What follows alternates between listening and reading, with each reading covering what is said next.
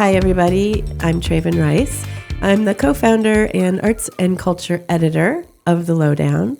And this is the Lowdown Culture Cast. And we're talking with downtown culture changers of all types. I'm really excited today to have on the show with me artist Immanuel and co-chair of M'Finda Kalunga Garden and director of the Juneteenth celebration, Debra Jeffries Glass. Thank you for joining me. Yeah, thank you. Thank you. We have you guys in because there is a fantastic memorial installation that is up and has been up right now, and you can still see it at M'Finda Kalunga Garden, and it's called Halo. And we're going to share, photos of it, but I would love to hear about how this project came about and all of the meaning of it and why it's such an important thing and why it fits so perfectly into the category of culture change. But before we do that, let me just give you a little bit of information about you. Immanuel Oni is a first-generation Nigerian-American artist and space doula, living between New York City and hometown Houston, Texas. He believes design is not about what he's making, but who he's making it for. As for art, it is religion. His work explores loss, memory, and its deep connection with space. He utilizes spatial justice design and visual storytelling to unearth narratives related to trauma, healing, and ritual. His canvas consists of repurposing existing public space infrastructure, such as light post, fencing, underutilized green areas or mobile spaces to prompt community dialogue and connection. His aim is to fuse the physical with the spiritual. He's led and participated in international art and urbanism workshops in Venice, Hong Kong, and Lagos.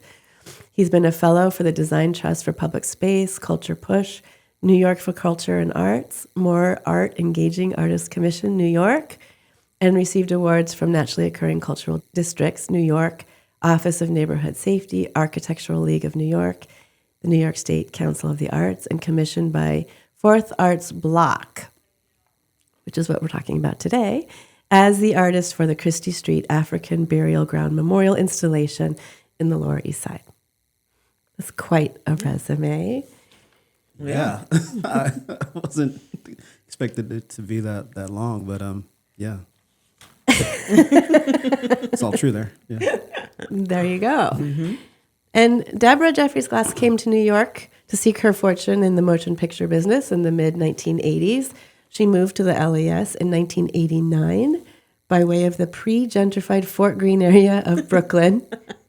Despite the break-in on her first night on Norfolk Street, she never looked back. She worked for 15 years as a production manager and production coordinator in film and television, and then met your husband, Ted, on one of those film jobs, and found a wonderful life with a husband and two little boys who are now grown men, and then found a loving community in their LES neighborhood and became active in M'Finda Kalunga Community Garden. Yeah. So I would add that part of my life right now is that I'm an educator. I got out of the film business because I found it very hard to do that because it didn't lend itself to for us, for our family life, because I would travel for months at a time. So went back to school and had Debra 2.0 as an educator. Yes. Well, very valuable service as well to be an educator. Yes. So how did this project and how did it come about at M'Finda Kalunga, and how did you guys connect with Oni? Right. Well, I guess to go back a little bit, the project came about because it was something that as a community, as a garden community, we had always envisioned having a memorial to that burial ground, to the Chrystie Street burial ground, because it was little known. It was known to us as a garden community because of the research that was done when the garden was sort of rededicated, and it was named to honor that burial ground. So M'Finda Kalunga is from the Kakongo language, a West African language, and it roughly translates to garden at the edge of the other side. Mm. It was originally, the garden itself was originally a committee of the Sarah Roosevelt Park Community Coalition, mm-hmm. and over time it sort of has grown to be sort of the mothership garden of the park. And the park itself runs from Houston Street to Canal Street between Forsythe and Chrystie. I guess this is a culmination of a dream of having a physical memorial and a present, visible, tangible memorial that people could see as they passed by the garden.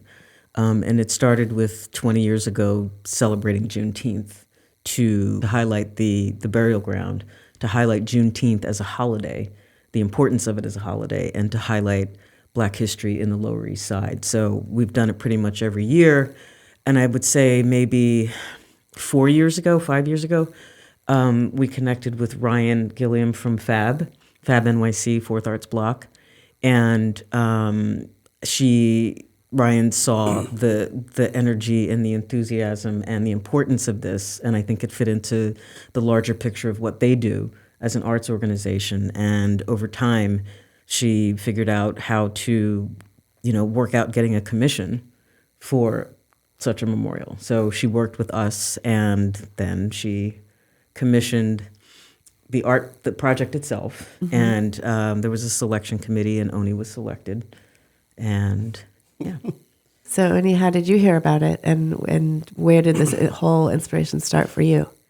I think one, and I was telling you before, like, unfortunately, I wasn't aware about the M'Finda Kalunga Garden. I think at the time, I'd been living in Brooklyn for a while, so even though I passed the area a lot, I never really understood what was there. And I think, how did I find out about it? I'm very into, as you've read off the list, I'm very in tune about opportunities surrounding, art, but specifically memorial public art projects, and was fortunate enough to hear about it, applied, and I think it was an open call up for ideas. So the selection process was really about kind of seeing what ideas are out there regarding not just memorial, but acknowledging the different layers of this space. And so when I applied, I did so much research, surrounding the specific burial ground, the work that it took to acknowledge it, and all of the history there. But it was actually the monument, the Lower Manhattan Monument Memorial, African Burial Ground Memorial, that I actually went to, and I saw a video, and it talked about how the African burial ground was one of the few places that African Americans and enslaved people could gather during the 1800s. And it also talked about this lantern law aspect as well during that time, that during the 1800s, African Americans and indigenous people were forced to carry a lantern at night in order for them to be surveilled. And so it was just through that engagement with the Lower Manhattan Memorial that actually inspired me for an idea for this memorial. And so it was centered around illuminating not only the African burial ground, but also the park, the community garden itself. So it was an inspiration. The fact that there was a museum, mm-hmm. and it had this information, and I think in terms of thinking about burial grounds and like their purpose, yes, it's to have that memory, but to also be an inspiration or be a guide almost, yeah, for future work. Sure. Yeah. How about the title, Halo? How did that happen? Yeah, so one of the parameters for the idea or for the memorial installation was that there'd be a way to draw people towards the space. And initially, I would have loved this installation to like actually not just be within the garden, but also surround the perimeter, and that it would kind of be like a halo beaming, like a beacon, in the park. So that's kind of was the origin of the name, because I wanted it to kind of glow and again shed light on the park and or on the garden and on the memorial. Yeah. And so, what do you mean when you say space doula? It took a long time for me to accept the term artist, because I feel like it has. I'm just now remembering why you're like.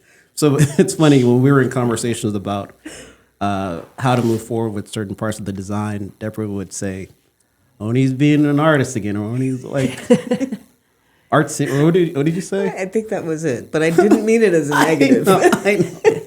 It's like, you do your thing. You're doing your thing again. I love it. But I feel like just wanting to distinguish between artist and space steward or someone operating on a spiritual level surrounding like the space itself, as well as the present day community here, as well as the ancestral community as well, or the spirits as well.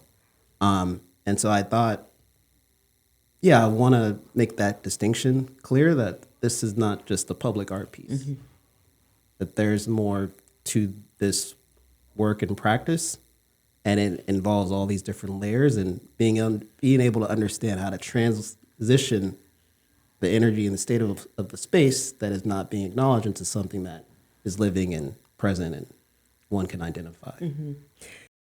And the multiple layers are so important to bridging the past and sort of connecting it to its current, how it brings in the community in different ways.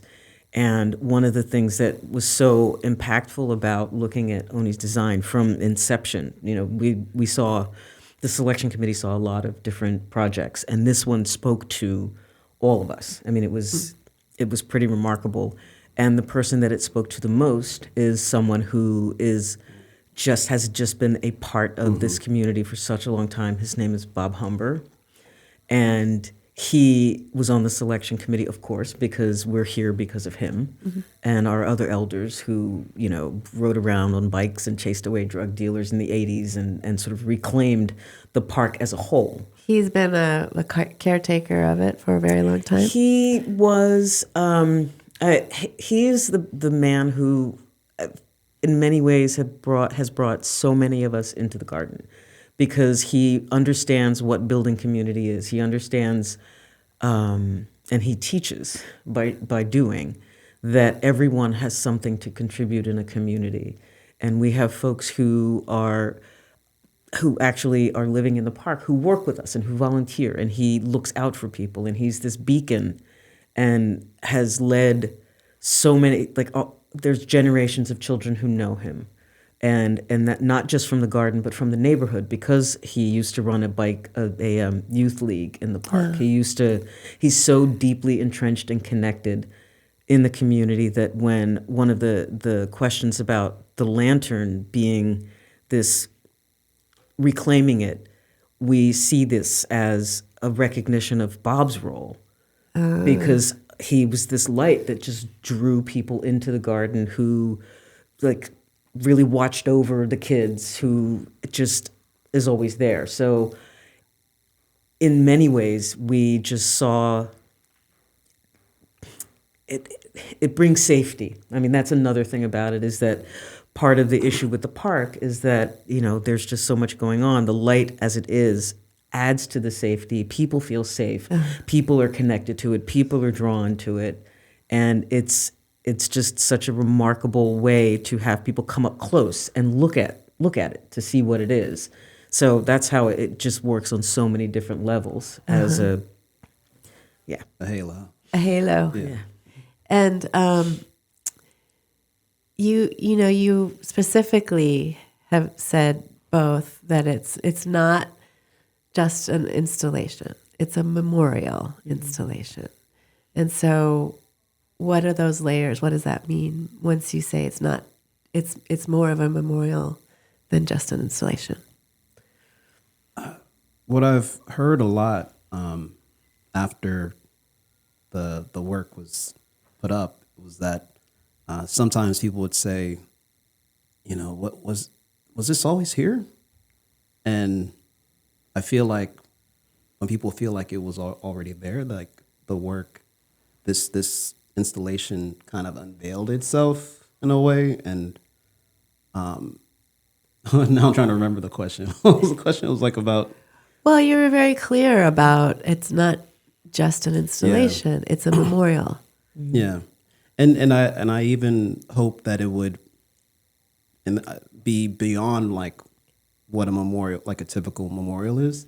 And I think one of the reasons why I was selected was because of my previous work in doing memorials for like gun violence. The whole initiative was called Moving Beyond, like Beyond Memorial. And I think for right now we can only call it a memorial because, you know, that's just what we're kind of stuck with. But I'm hoping that the memorial to me kind of makes me think of something that's stagnant or like fixed.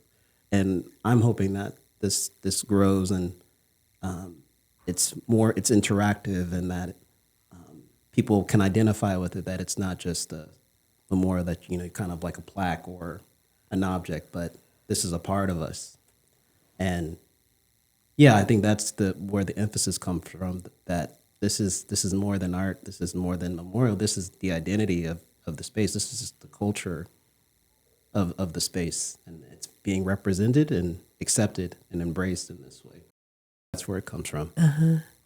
It also, what Oni did that was so lovely and so powerful is that there are names on the artwork, names and their birth and death dates, and so it makes it live for people. It makes it. We're talking about living. They're not living anymore, but we're talking about humans. Sure. People who lived and died and had a life, and it just makes it so much more. It makes it richer. I think we should describe it for people who haven't seen it. If they're just listening, we should describe it, what it is. So the design, the wrapping around the fence, it's a pattern, a textile pattern that I was referencing, like a African diasporic type of textile pattern, West Africa. I mean, when you see it, you recognize, oh, this is from Africa, or this is from the diaspora in some way. Another thing was that this pattern that I've seen in West Africa, I've seen also in other cultures. And so it was kind of like a tie-dye, indigo tie-dye pattern. And so I wanted something that would tie in all these different cultures, a universal use of patterning to recognize like a culture, and wanted to add certain accents to this pattern that were not just accents, but actually had something more. And so that's where the names came in. And so on these little dots or accents on the pattern, when you come closer, they're no longer dots. They're actually names of a register that I found online regarding, I think maybe 400 names that they were able to like find. I think there's tons more, but those 400 were archived. And so from there, I used those names to put on the accents, the dots.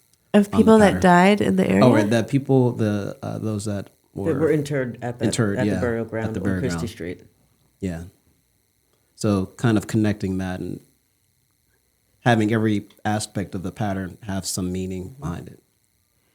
I don't know the history enough. When was it discovered that it had been a burial ground?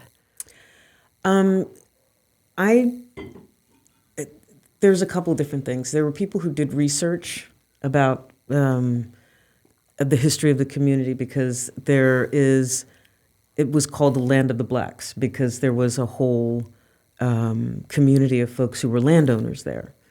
And one of the ways that this burial ground came to light was, I guess it was in this, I want to say early 80s, when the MTA was doing research for the 2nd Avenue subway to have it come down Chrystie Street. It was identified as a sensitive site. So that was we have that in our garden history, that's part of it. But there are several different people who over the years have done research about this particular burial ground, because it was the one that opened after the one that's now part of the National Park Service downtown. When that one closed, this was what opened after that one closed. I see. Yeah. But there was so many levels of research that were done by artists, that were done by, like I said, the MTA. So it's just a part of the history of the community, and it's a little known part of the history of the community. Yeah. The Lower East Side being an historic gateway for different groups that come through, and we know the importance through the Tenement Museum and history of all of the different groups that came through, that there was also a very vibrant and very important Black community as a part of the Lower East Side. Thank you. And just to add to that, I think there was also something on the new museum. I think during their construction, they had found remains. Oh. And it seems like they just kind of built over. Yeah, I think it's now acknowledged on the new museum's website that their construction happened, and people talked about it. Mm-hmm. It wasn't like people in the neighborhood were like, but don't you know? And now it's acknowledged on their website. But for years there was a church. The connection to the community is at St. Augustine's Church, which is on Henry Street. Yeah. Had in it, it's a slave gallery that Reverend Deacon Hopper did all this research on, and they used to do a Manumission Day parade, and that was part of their stop. They would come and pour libations. It was East Side Glass, I think, on Chrystie Street, where they would come and do a memorial and to pour libations. So it's been part of the community's history for a while, but just sort of making it known to the larger public. And that goes back to the rationale for continuing to do Juneteenth every year. It was like, okay, so you are going to be the 30 people that are going to learn about this burial ground this year and about Juneteenth this year. And so we did it as often as we could and sort of little by little to spread that knowledge. But now, having this project be that beacon, like I said, it's a culmination of that dream of being able to bring this history and cultural importance to the larger community. And keep it alive. Yeah, absolutely. Yeah. Bring it back to life in a way, or shine a light on it. You could say that. Yes. Literally and figuratively. Yeah. And so what was the process like for you when you were done? Going through it, and then when you finished, and now? We're never finished. The process was challenging because the design itself evolved in some ways. I think we all were in line with that. We believed in this concept of bringing light to the space, bringing light to the history and the layers, for sure, and how it was going to be done in terms of a light pole, like light, and as well as the fence. But challenges came through working with the Parks Department and DOT. Initially, in the design, we wanted to use an existing light pole, and usually in my work, I love to use existing infrastructure because these pieces, these elements hold also a lot of history. However, DOT and Parks didn't want to take jurisdiction about what was doable with these lights, and so they basically said, no, we can't touch the existing light. So then I looked into Craigslist and found like I don't know what date it could be 100 years old. I don't know, but I found somewhere in Baldwin, New York, old as light. Excuse me, should I not swear? Okay, yeah, old light pole, really like even more dated than the existing light poles on the street now in the park, and use that instead. So we hauled this thing. I think it was made of what kind of steel is that? I forgot the name. It's like iron. Iron. Yeah. Cast like it was heavy. Heavy. Yeah, heavy. All and so we revived that instead, and then came the issue about where to place this light, this lamppost. And we were like, oh, over here in the park, or over there, and so we kind of made some parameters for where we wanted to place it. One, making sure that it was still visible from the street as you walk by. And then two, it was in a place of significance. And we kind of landed on this idea of Bob's plot. Mm-hmm. And we're Bob Gardens. And it was the perfect spot for it. He Bob sits out in the entrance, every week. I don't know how many years. Like, someone needs to do a Guinness Book of World Yeah, that's how we know if it's open or not, you know. It's not always open to the public. So when it's open, he's usually sitting out there. No, he's also out there when it's senior protected space because there's a senior center, the BRC Senior Center is in operation and they have the space. It's also, if you are over 65, you can go in through the BRC if you show ID. So it's not open to the general public while they're operational, but elders can go in through the BRC if they show ID. So it's he sits there for those times too. He also sits there to connect with folks who he has clothes to give away. He has, he just knows most of the people who come by, and people will come and bring him clothes or bring him things to give away to folks. So that's another reason that he sits there, is to just keep the connection going with the kids and the grandkids. And he'll point at somebody and say, "Oh, I knew him when he was a kid." Oh, wow. Yeah. So many layers of history. Yeah. Really. Yeah. And I think it would be I almost thought when we weren't able to do the light pole outside that, this is going to take us back. Like, what are we going to do now? But it was actually a blessing in disguise to now be able to pay like this kind of honor to Bob's legacy. It was like, it was meant to be. It was meant to be. Yeah, it was perfect. Yeah. And so how do you feel about it now? Oh, I'm always concerned about how other people feel about it. How are the T-shirts? Do people like it? Because, even, I use that mantra, like, it's not about, like, what I'm making. Like, it's about the who it's for. And so I feel good when Bob tells me, like, this meant a lot to him. And he always repeatedly tells me, like, you came into this for a reason. It was for this. Yeah. So.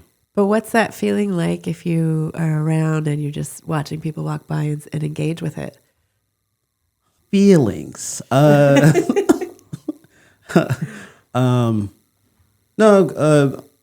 Grateful to be a part of a community, and grateful, like being able to know kind of my purpose, I guess. Like I feel like there's a sense of purpose and a sense of connection.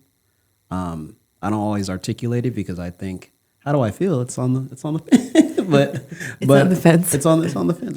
Literally. But yeah, that's kind of how I feel like, I'm doing what I'm supposed to be doing. Yeah. That's beautiful. I have one more question. I just want to know what you think about this idea. Do you feel that when we work on creative projects of any sort that honor generations back and history and real people that lived through those times, that there is any sort of like healing that happens for them? I'm asking this because I'm starting to think about time in a different way, and we all are like talking about time differently these days a little bit with quantum physics and stuff. But I feel very strongly that there is something about it, that can be quite healing in a way. Yeah. Yeah, I thought about it a lot, like actually for the past maybe 3 or 4 years that I've been kind of entrenched in this a lot. And I think when being in a space, there's sometimes a palpable feeling of energy or tension. And I think that tension is that sometimes can be that feeling of the ancestral energy of like, how we want to be remembered has not been resolved. And I think that's what like a memorial or some kind of tangible element or tangible seeming of elements can help do. It can provide a place for that energy to like land and sit and kind of be at rest, if you will. So So yeah, I totally believe like it's for that healing, and it's healing for them, and it's also healing for us. That sounds like a space doula to me. Yeah, yeah, definitely. I just I don't have the right words to describe what I feel like. It's healing, but it is also keeping